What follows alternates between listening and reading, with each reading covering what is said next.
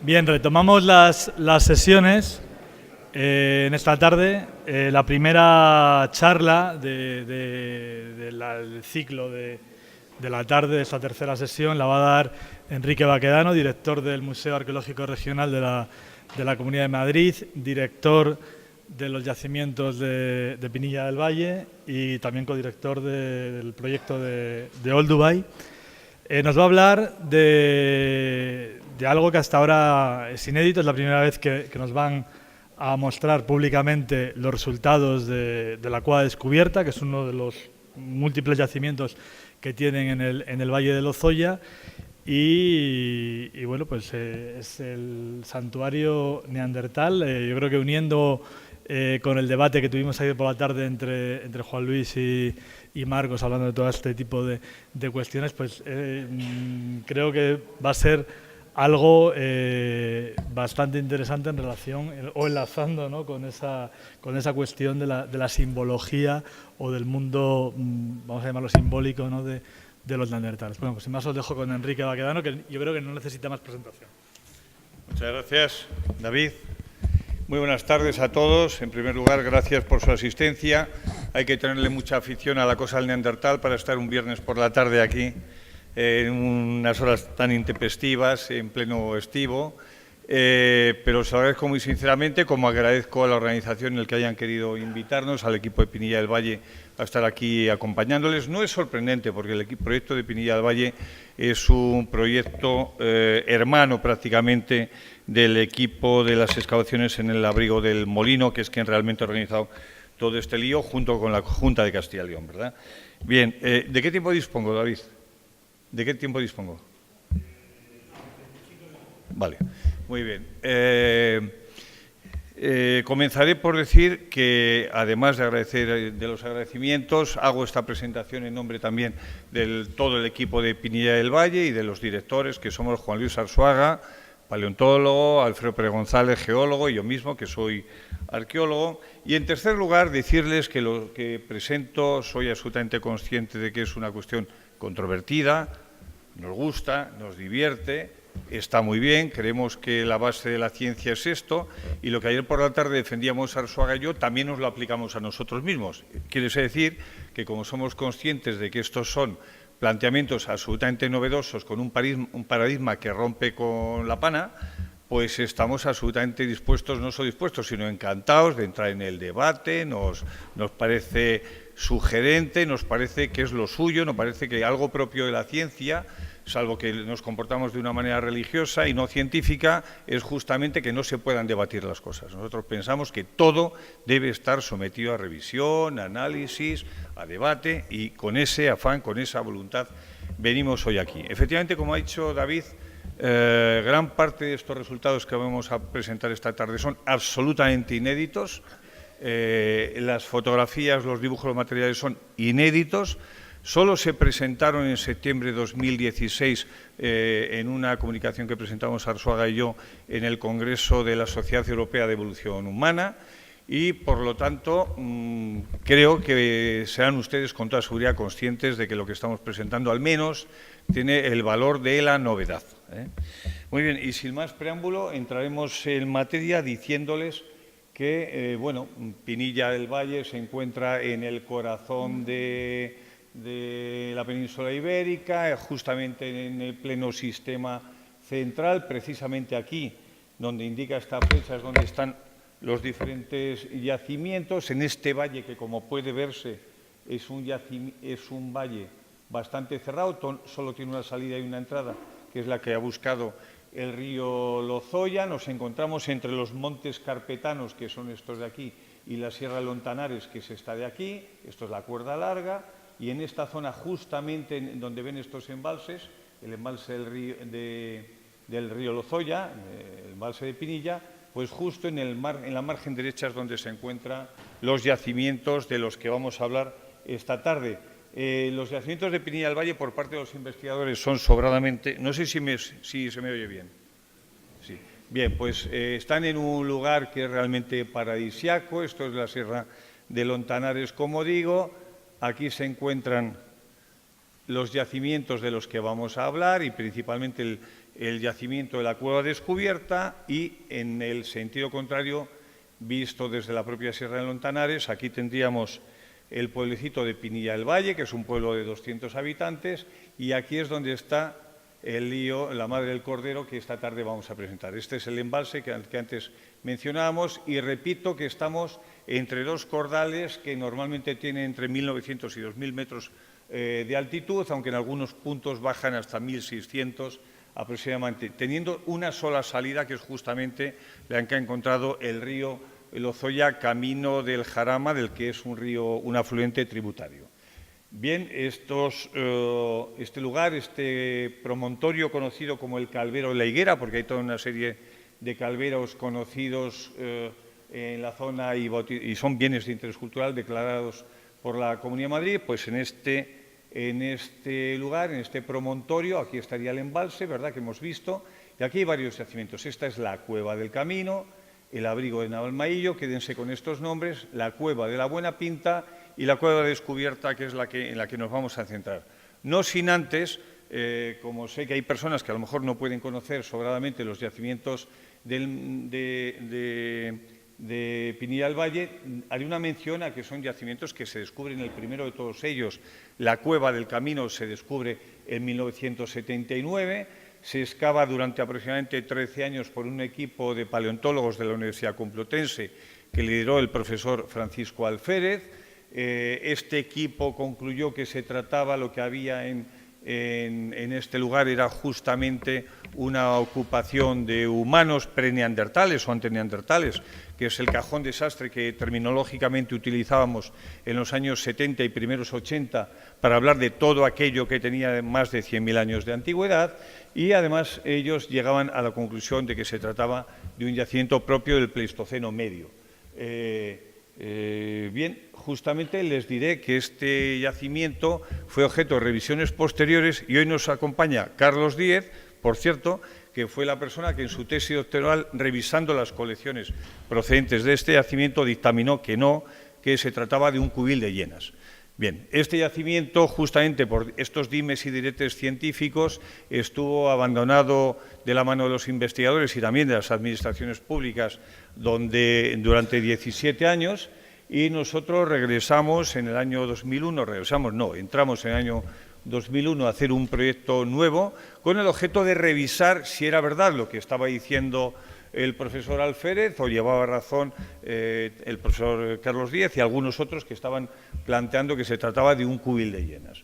De inmediato en este yacimiento, en las primeras campañas, vimos que se trataba de un cubil de hienas con las características propias de lo que son los cubiles de hienas, que es una de las cosas por las que sentimos debilidad tanto los arqueólogos como los paleontólogos. Lo planteaba esta mañana muy bien Noemí Sala, y efectivamente aquí tenemos un cubil de hienas de crocuta crocuta, de la hiena manchada, de la mayor de las hienas, una especie prácticamente idéntica a la actual, a la que tenemos en las sabanas africanas, un poquito mayor de tamaño, muy poco mayor de tamaño, pero con unos hábitos muy similares, muy parecidos, una etología con un comportamiento excepcionalmente interesante. Esa capacidad transportadora y acumuladora que tienen las crocuta hace que sean las mejores aliadas de los paleontólogos y de los arqueólogos. Bien, confirmamos, como digo, que se trataba de un sitio, de un cubil donde había actividad de cubileo,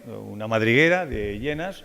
Hicimos la correspondiente publicación y de que por parte de los arqueólogos no ocultaré que hubo un punto de decepción. No había actividad de neandertales frente a lo que se había dicho, ni de anteneandertales, pero en esa misma campaña, la primera excavación de 2002, vimos que había en una de las laderas algunos fragmentitos de lo que parecía industria industrialítica, además en cuarzo, que quienes conocen la industria lítica saben que el cuarzo, y sobre todo si es muy fragmentario, no es fácil de ver, pero con ese mismo empeño que esta mañana nos explicaba David, que habían planteado su sondeo inicial en la cueva de arriba, en la cueva del Molino Superior, con ese mismo espíritu hicimos una primera cata en la ladera del Abrigo de Navalmaillo, donde, pues efectivamente, estas son imágenes del mismo verano del año 2002, descubrimos que, bueno, había no solo un yacimiento, sino un grandísimo yacimiento,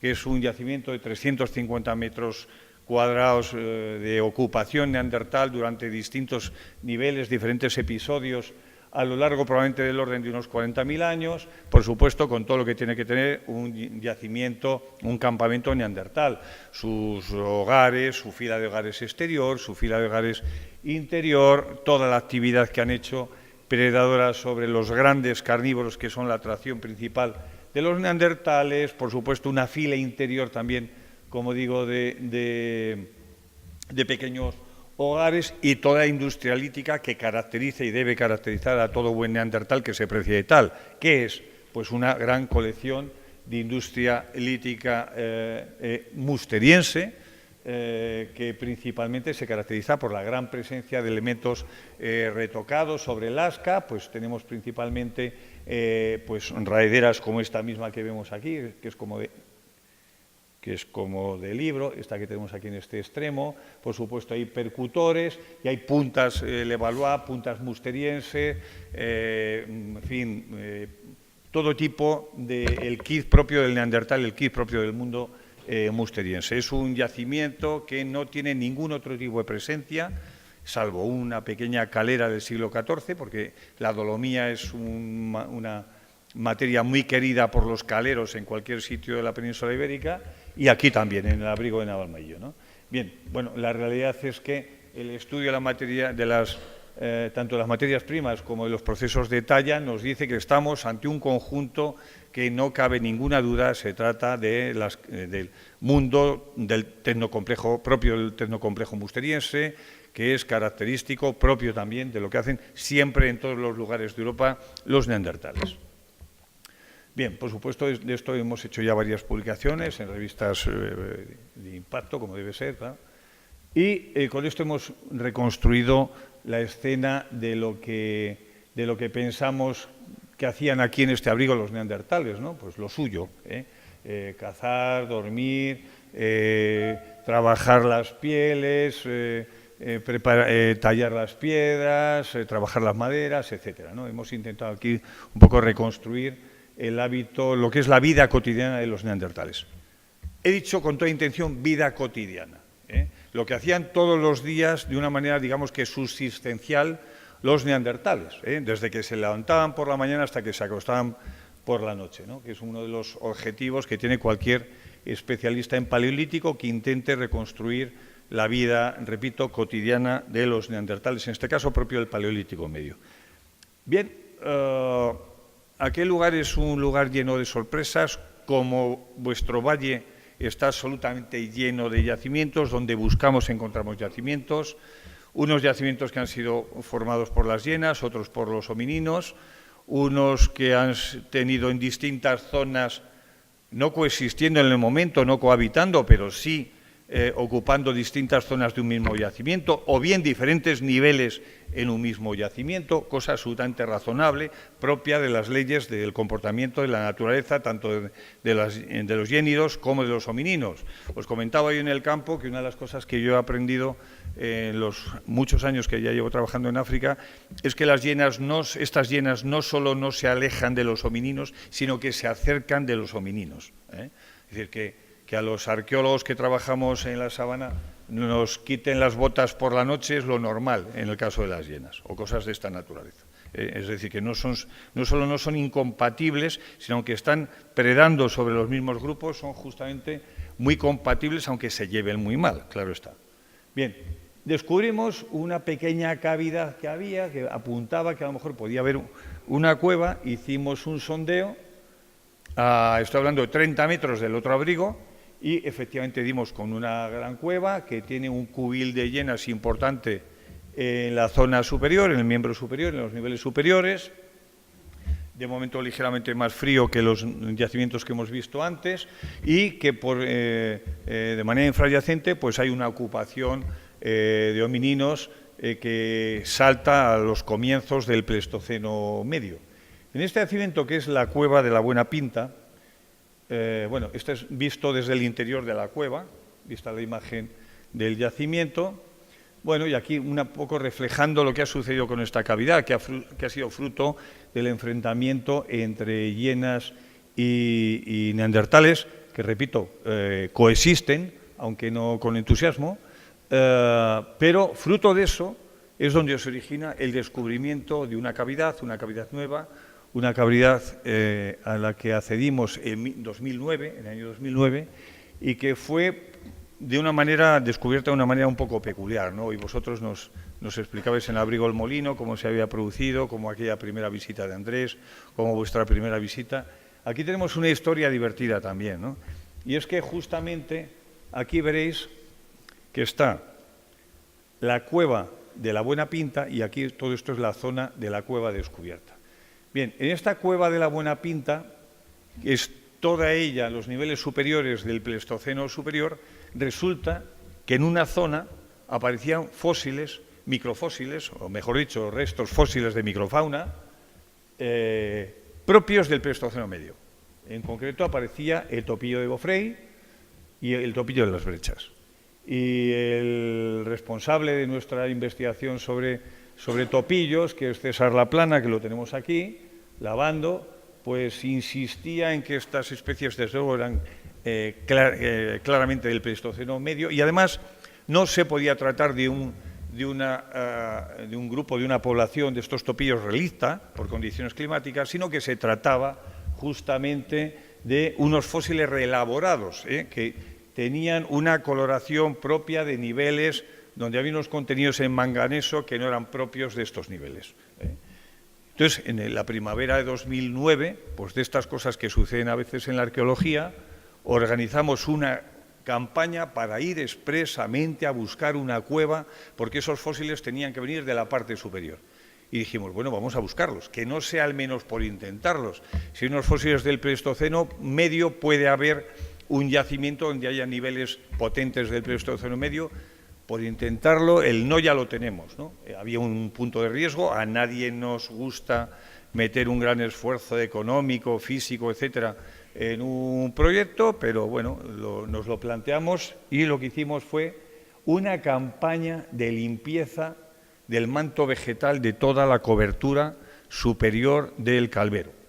Estuvimos durante 2 meses con 15 peones haciendo trabajos de limpieza a pico y pala. En algunos sitios los niveles eran 0 porque sobresalía la propia roca, las dolomías, en otros casos llegaba hasta 30 o 40 centímetros, pero bueno, eso lo hicimos de una manera científica y fuimos viendo 2 cosas curiosas. Primero, que efectivamente había una cueva, que esa cueva se nos presentaba de una manera peculiar porque estaba descabezada, es decir, había sido erosionada en su techo, no presentaba techo, de tal manera que íbamos a intervenir en ella a cielo abierto, y además en la superficie, prácticamente en los niveles del material orgánico, justo donde el material orgánico, en una cavidad que no sabíamos de qué iba todavía, no sabíamos qué tendría en superficie, empezaban a aparecer restos de industria lítica,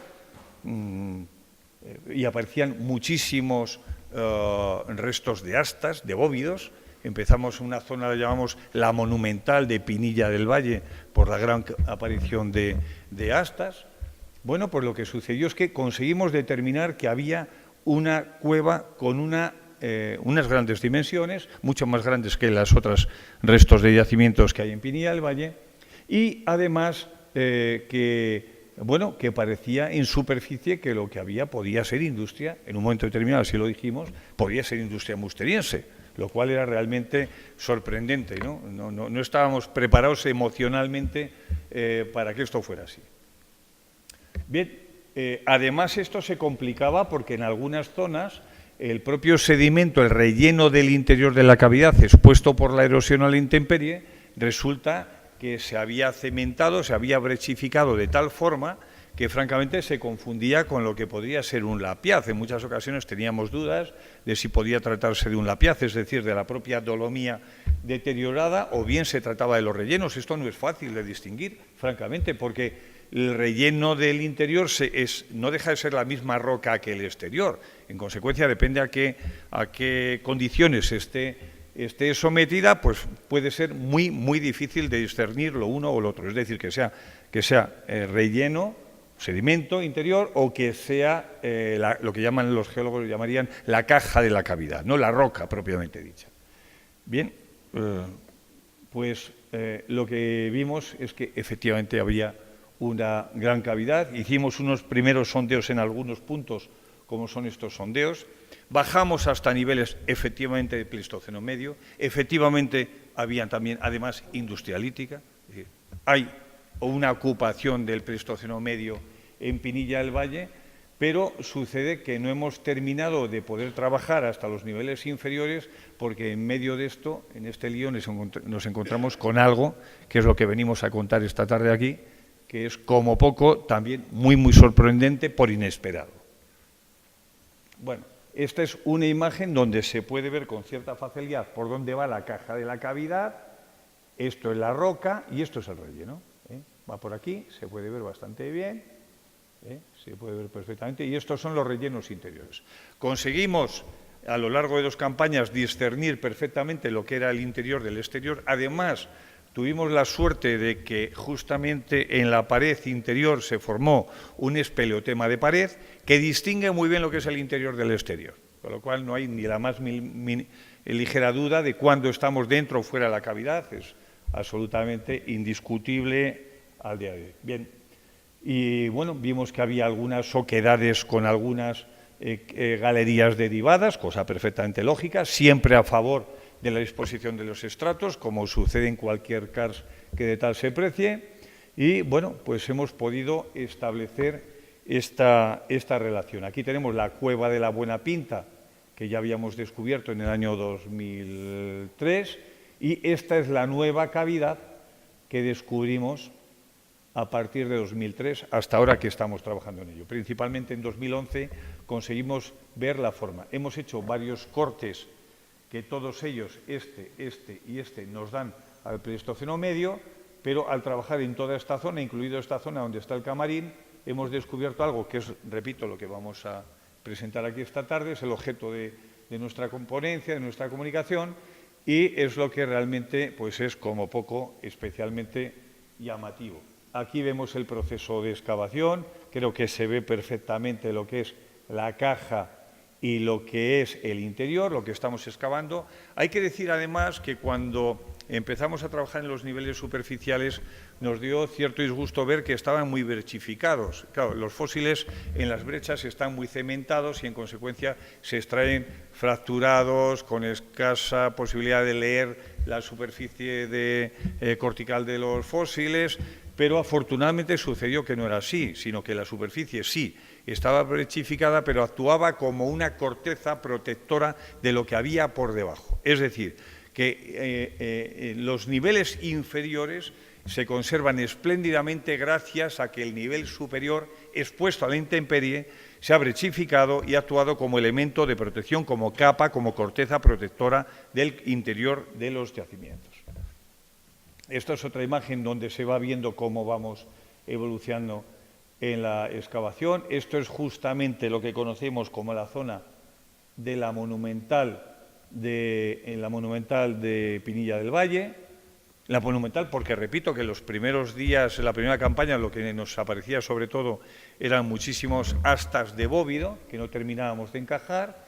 Véase, en esta imagen ya se ve muy bien cómo la cavidad se va encajando y nos va contando exactamente su espeleogénesis, porque al principio no teníamos muy claro de lo que estábamos hablando.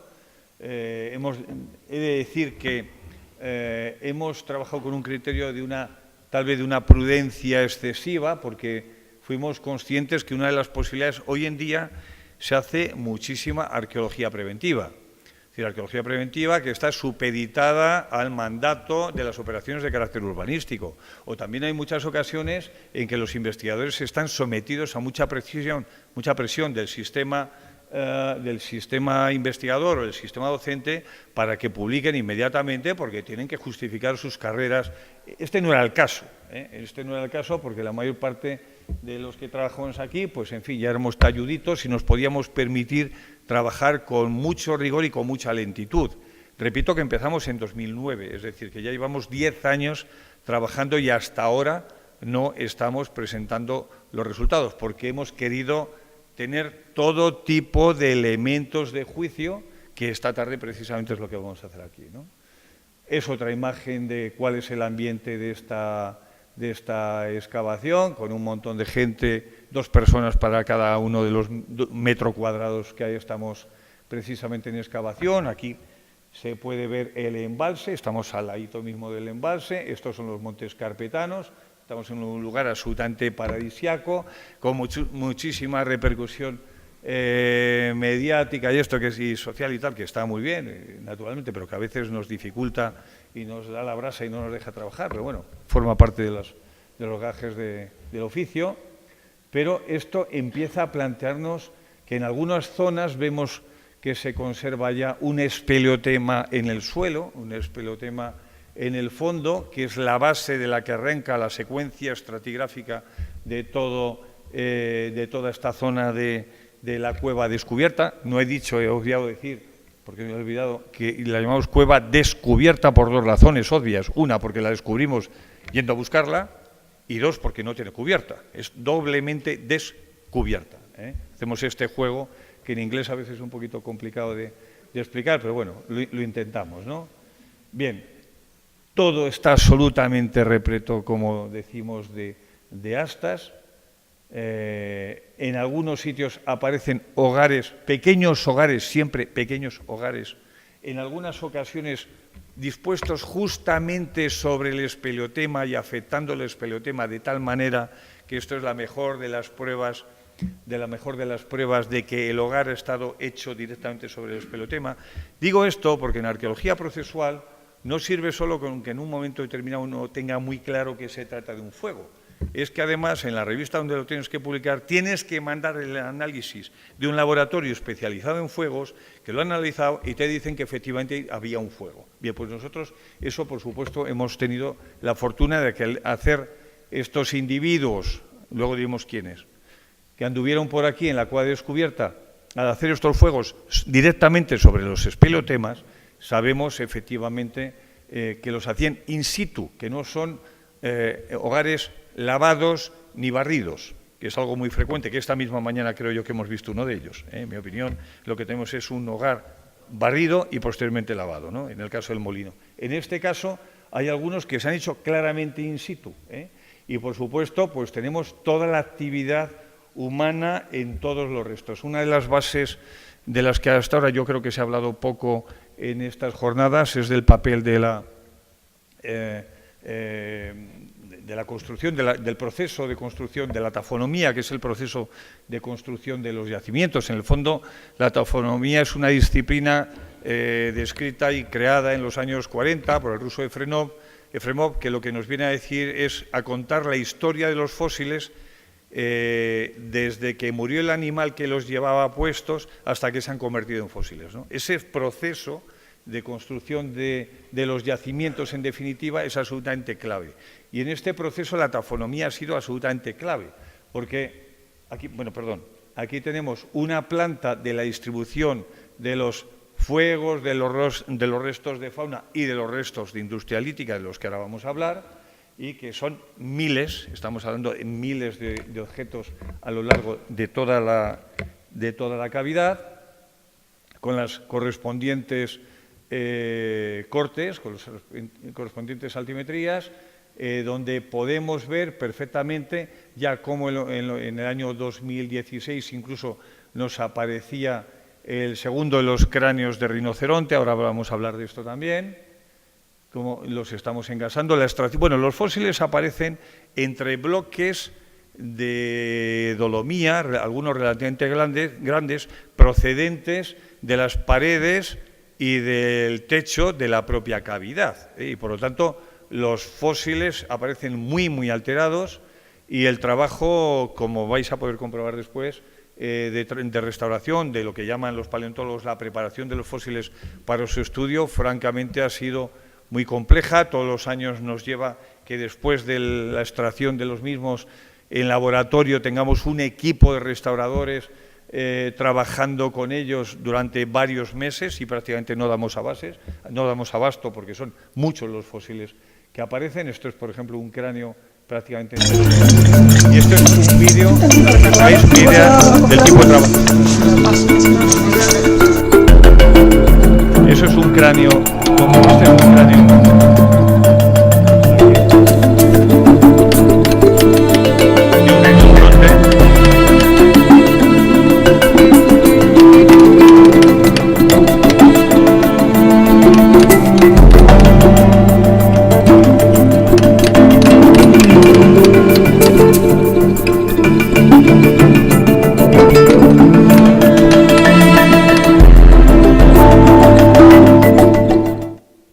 Bueno, ese es un poco el contexto en el que aparecen los fósiles, ¿eh? Los han puesto en la naturaleza así y es lo que nos encontramos y es lo que hay, ¿no? Es lo que nos toca. Pero eso implica que el tipo de trabajo nos lleve a constatar los lugares donde aparecen los más mínimos restos de carbono, donde ha habido una acción, donde, por ejemplo, aquí se ve muy bien como los restos de la actividad, de la acción del fuego directamente sobre el espeleotema. Es decir, los neandertales han entrado y se han encontrado un espeleotema sobre el cual han desarrollado su actividad. Por cierto, ese espeleotema lo tenemos datado también, como veremos luego. Y esta es una zona donde hemos podido distribuir tanto los hogares como la presencia de los distintos restos de animales. Los animales que tenemos son 15 bisontes, 2 bos primigenios, uros, 14 bos o bison. Quiere decir que es muy difícil distinguir, salvo en algunas piezas muy concretas, como el arranque de las cuernas principalmente, es muy difícil distinguir los bos de los bison, 3 ciervos y 2 Stepanurrinus semithecus, del que hablábamos también esta mañana, es el rinoceronte de nariz semitabicada o el rinoceronte de estepa, en definitiva, que es el propio de este mundo y sobre todo es un rinoceronte que desaparece en torno al 40.000, 38.000. Esto es muy interesante porque de hecho, es decir que cuando empezamos a barajar no teníamos cifras, no teníamos números, no sabíamos en qué contexto, todo parecía que podía ser musteriense, pero no teníamos más elementos de juicio de carácter biocronológico. Bueno, pues lo primero que nos dio, el primer dato fue justamente el Stepanurrinus semithecus, ¿no?, que es característico de este periodo y que no baja más allá, o no sube, como se quiera, hacia nosotros no sube más allá del 40.000, 38.000 aproximadamente. También diré que hay una asta suelta de corzo y una mandíbula de oso que no terminamos de saber ubicar con exactitud y que nos cuesta terminar de considerar trofeos, porque es a donde vamos, ¿no? A donde vamos es que de todos estos restos, estos son una primera visión tal y como han aparecido, seguimos trabajando con ellos en su restauración. Aquí vemos algunos que son como de libro, se ven como son los bisontes europeos de toda la vida. El bison priscus es justamente el antecesor del bison bonasus y por lo tanto estamos hablando de bisontes muy claritos. Hablamos también de bos primigenios con este arranque que es muy característico del uro. Hablamos de ciervos y hablamos de estos 2 rinocerontes perfectamente conservados. Hay una característica que ahora hablaremos de todos estos restos de cráneo, es que el resto del esqueleto no está. El resto del esqueleto no está. No solo no está, sino que ni siquiera está el propio cráneo completo. En el caso de los cráneos, lo que se ha conservado, les han quitado a todos ellos la mandíbula inferior, a todos ellos les han quitado la mandíbula superior, el maxilar superior, y lo que nos han dejado es la zona donde los animales, donde estos cráneos presentan los cuernos o presentan las astas. Llamaré la atención sobre el hecho de que, por ejemplo, no hay ni un solo resto de caballo. En los yacimientos donde están comiendo, donde están acampando los neandertales, están llenos de caballos. Aquí no hay ni un solo resto de caballo. No hay ni un solo resto al día de hoy, del cráneo de un solo caballo. Todos los animales que han representado, todos los cráneos, las 4 especies representadas se caracterizan por tener justamente astas o cuernos, lo que dificulta su caza. Se comportan como presas complicadas. Bien, el trabajo, repito, de restauración ha sido ímprobo. Aquí tenemos parte del trabajo. bueno, ha sido realmente muy duro hacer todo este trabajo, pero estas imágenes absolutamente inéditas están dando estos primeros frutos. Bisontes absolutamente completos, como es prácticamente imposible encontrar en yacimientos antropizados.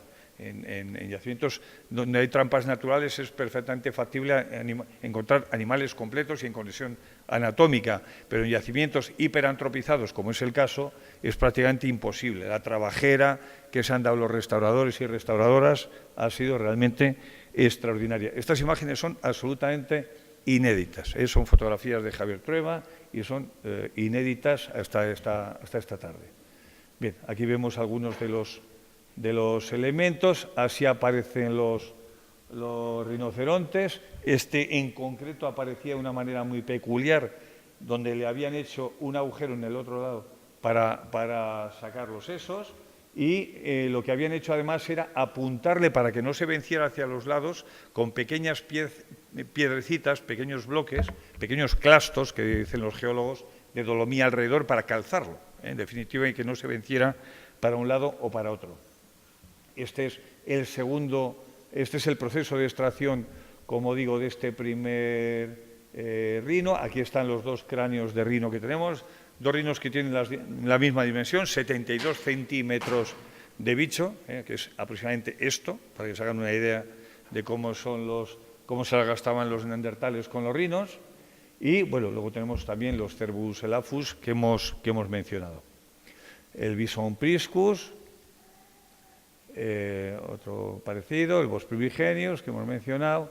¿Y cuál es la presencia de animales? Bueno, pues en principio, además de Homo neanderthalensis, que ahora los vamos a presentar también, tenemos rinoceronte, bisonte, uro, caballo, pero nada de cráneo, un fragmentito de caballo nada más, Cervus elaphus y corzo, caprelus.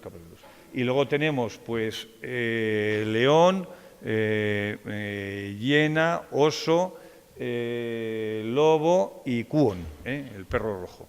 Estos aparecen en una zona distinta, en una zona que no hay actividad humana, sino que se trata de un cubil de hienas. Bien, el número mínimo de individuos se ha calculado sobre la base de los elementos más presentes, que son justamente las astas, y todos ellos están enormemente quemados y alterados por la actividad antrópica. Todos ellos tienen grandes manifestaciones de golpes en fresco, de percusión en fresco, paños de percusión en fresco evidentemente muy claritos, y marcas de corte que manifiestan la actividad hominina indiscutiblemente. Aquí tenemos algunas marcas de cortes, algunas CAZMARs de libro, algunos impactos que son clarísimos, son de los que enseñaríamos a los alumnos, ¿no? Bien, en relación con la industria musteriense podemos decir que es absolutamente musteriense de libro también. No hay ni un solo elemento ajeno a lo que es propio de la industria musteriense, no hay ninguna producción laminar, que esa es la pregunta que debe hacer todo arqueólogo. Oye, ¿y en este yacimiento no hay nada de producción laminar? No, no hay absolutamente nada de producción laminar. ¿Descartamos que esto tenga una manifestación mínima propia del Paleolítico superior? Sí, descartamos rotundamente que haya la más mínima injerencia propia del Paleolítico superior. Y si las cosas son como eran hasta ahora, o como venían siendo, no hay ningún tipo de manifestación propia del Homo sapiens anatómicamente moderno, de los cromañones, para entenderlo, ¿no? Bien, la industria lítica es similar a la que aparece en el resto de los campamentos, salvo tal vez en los tamaños. Hay muchísimo cuarzo, los neandertales tienen una enorme capacidad adaptativa, como también hemos visto esta mañana en el abrigo del molino, a las diferentes industrias líticas que tienen en su entorno. En nuestro caso, lo que tiene es sobre todo una gran producción sobre la base del cuarzo, hasta un 77-78% de los objetos, de los utensilios, están tallados en cuarzo. Y sobre todo lo que tenemos es todo aquello que consideramos propio, característico de la industria musteriense, con una gran presencia de percutores. Nos llama la atención al principio la gran presencia de percutores. para tallar y pocos percutores para retocar. Luego hemos entendido por qué esta presencia. Y todo esto tiene que ver con que en la zona que conocemos como la Monumental, el año pasado nos apareció esto, que es un gran bloque de gneiss, absolutamente alóctono, indiscutiblemente aportado por los homininos que intervienen, un bloque de estas dimensiones, que ahora vamos a ver porque lo hemos tratado. Yo al restaurador del Museo, Javier Casado, le dije, trátalo como la pieza más importante de la arqueología europea y sin ninguna duda de la arqueología de este museo. Es una pieza que explica todo lo que ha sucedido en esta zona, en la Monumental de Pinilla del Valle, ¿no? Bien, pues este bloque está rodeado de percutores, como estos que tenemos por aquí, que son percutores que se han utilizado para la preparación de estos cráneos que hemos presentado con anterioridad. Aquí está Javier Casado preparando, restaurando este bloque, este yunque, para que se vea que realmente estamos hablando de una pieza de unas dimensiones considerables. Estamos hablando de la distribución de los restos líticos, para que se vea que hay mucha presencia de restos líticos, la actividad humana es continua. En fin, no voy a insistir porque me reñirá David, porque voy a pasar el tiempo, ¿verdad? Pero estamos hablando de que el tipo de industrias y las herramientas son bastante parecidas a las que nos encontramos en el abrigo de Navalmaillo. Y aquí aparece algo también que es muy interesante, que aparecen los restos, 5 dientes deciduales y una mandíbula de un individuo infantil entre 2,5 o 3 años de edad, y hay una característica muy llamativa que podría comentar muchísimo mejor que yo Juan Luis Arzuaga, que es, lo comentábamos muchas veces, ¿no? No siempre es fácil con un pequeño elemento distintivo discernir si se trata de una especie o de otra especie, pero qué casualidad, no, qué fortuna, en este caso, si hay un elemento identitario que distingue a los neandertales de los sapiens, de los cromañones, es precisamente la ausencia de mentón que tienen los neandertales, ¿no? Bueno, para esto lo idóneo, ¿qué pieza quiere cualquier paleontólogo que le aparezca para saber si se trata de neandertales o cromañones? Pues la barbilla, ¿no? El mentón, ¿no? Veamos si tenía el mentón. Pues resulta que carece absolutamente de mentón, como puede verse, ¿eh? Es una pieza como de manual de lo que sería una mandíbula de un neandertal. En este caso, a veces hemos querido interpretar que se trata de un individuo infantil, primero porque las opciones son del 50% y segundo porque parece relativamente grácil, ¿no? Y además nosotros, en fin, estamos muy comprometidos con la presencia de las mujeres en la prehistoria, el equipo ejerce, tiene compromiso moral con esta causa que nos parece justa y por lo tanto hemos optado siempre por presentar el caso como la presencia de los restos. Además aparecen acompañados de un hogar, los restos infantiles aparecen acompañados de un hogar justamente colocado encima de los restos infantiles, con un asta de uro, con restos de un león y de un lobito, que es una cosa muy llamativa que estamos estudiando, porque pudiera haber alguna relación. Estas son las imágenes de los fósiles humanos que hemos descubierto en este yacimiento. Sépase que en total en Pinilla del Valle tenemos 3 yacimientos con fósiles humanos, que ahora los veremos, y esta es la reconstrucción de la niña, ¿eh? Y la cronología.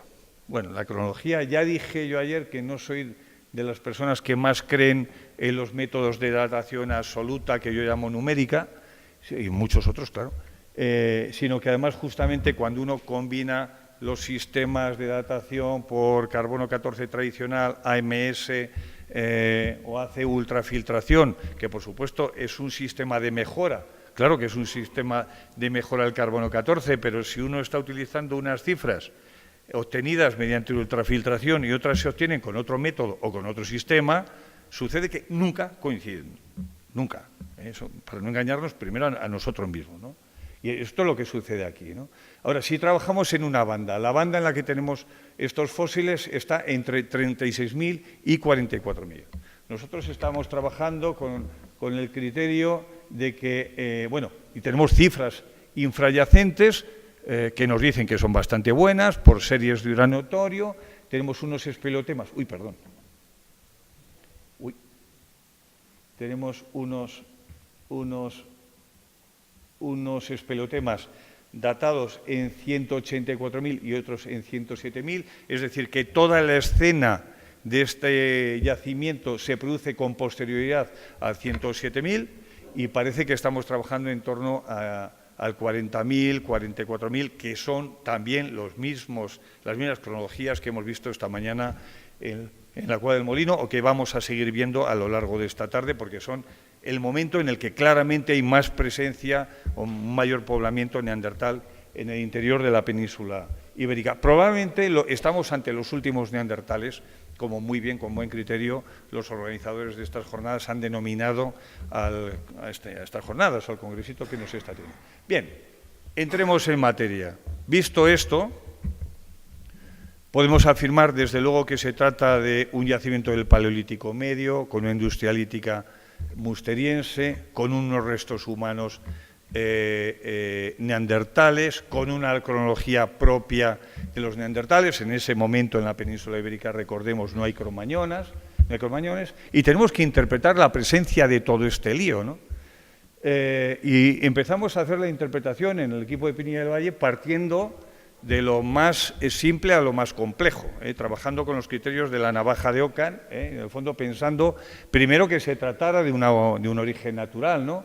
Una acumulación casual, fruto de la fortuna, ¿no? Bueno, pues no hay un solo logaritmo que nos permitiera distribuir que 35 animales tirados al aire se dispusieran de una manera que solo cayeran los cráneos y de esta manera, ¿no? Es decir, la opción casual es fácilmente descartable.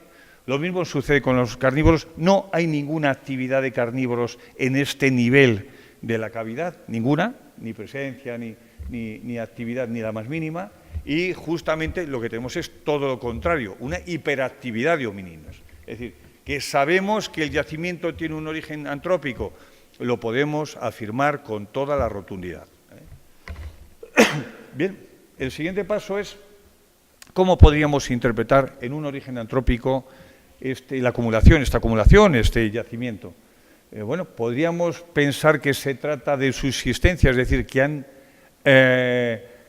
cazado estos animales para consumirlos y han dejado allí las partes estrictamente que no han podido consumir.